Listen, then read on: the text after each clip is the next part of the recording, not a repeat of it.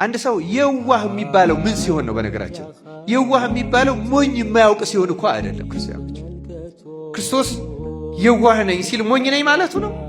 አላውቅም ማለቱ ነው? ከሱ የሚሰወር ነገር አለ? የዋህ ሙሉ ዕውቀት ያለው ነው። በነገራችን ሙሉ ዕውቀት ግን የዋህ ለመባል አንድ ሰው የዋህነትን ገንዘብ ለማድረግ ሶስት ነገሮችን ሲያደርግ ነው አንድ ሰው የዋህ የሚባለው። የዋህ የሚባለው ሰው ምን ሲያደርግ? አንደኛ ክፉን በክፉ ሳይመልስ። ተመልከቱ፣ የዋህ ለመባል የሚጠሉ ሰዎች ሊኖሩ ይችላሉ። መከራ የሚያደርሱብን ሰዎች ሊኖሩ ይችላሉ። ምንም ነገር በሕይወታችን ሊደርስብን ይችላል።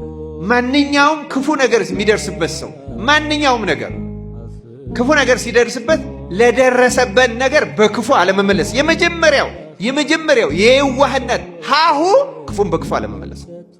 ሁለተኛው ክፉ ስላደረገበት ሰው መጸለይ ነው። ምን ማደረግ ነው? ስለሚያሳድዱ የሚረግሟችሁ መርቁ፣ የሚያሳድዷችሁ ምን አድርጓችሁላችሁ ነው? ጸልዩ። መከራ ስለሚያደርስበት ሰው መጸለይ።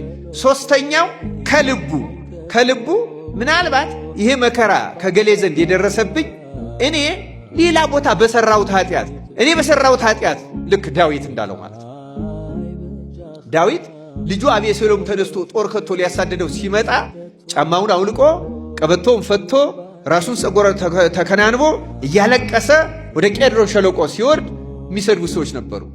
የእሱ የጦር አለቆችና አቢሳ ደግሞ ያንን ሳሚ ወልደ ጌራ ሲሰድበው ይሄ ምን አባቱ ቁርንጫ የሞተ አንገቱን ቆርጨው ተው አትናገሩት ነው። ምናልባት እግዚአብሔር በሱ ኃጢአቴን ያስተሰርይልኝ ይቅር ይለኝ በኃጢአቴ ምክንያቱም የወለድኩት ልጄ የተነሳብኝ ኃጢአተኛ በሆን ነው። ተመልከቱ፣ ልጁን ራሱ አልጠላው።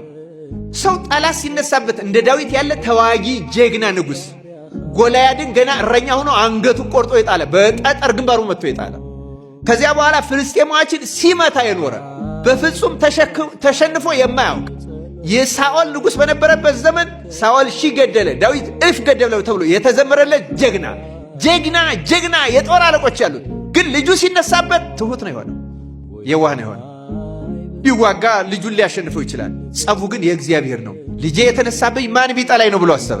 ስለዚህ ያ የሐዘን ምልክት ነው። ጫማ ማውለቅ፣ ቀበቶ መፍታት፣ ጸጉርን መከናነብና እያለቀሱ መውረድ የንስሐ ምልክት። እግዚአብሔር ቢጣላይ ነው፣ እግዚአብሔር ይታረቀኝ። ስለዚህ የዋህነት ማለት አንድ ሰው ክፉ ሲያደርስብን በእኔ ኃጢአት ምክንያት ነው ይሄ የገጠመኝ ብሎ እንደ ዳዊት ዝቅ ብሎ የሚያለቅስ ከሆነ ክፉን በክፉ ሳይመልስ፣ ተመልከቱ።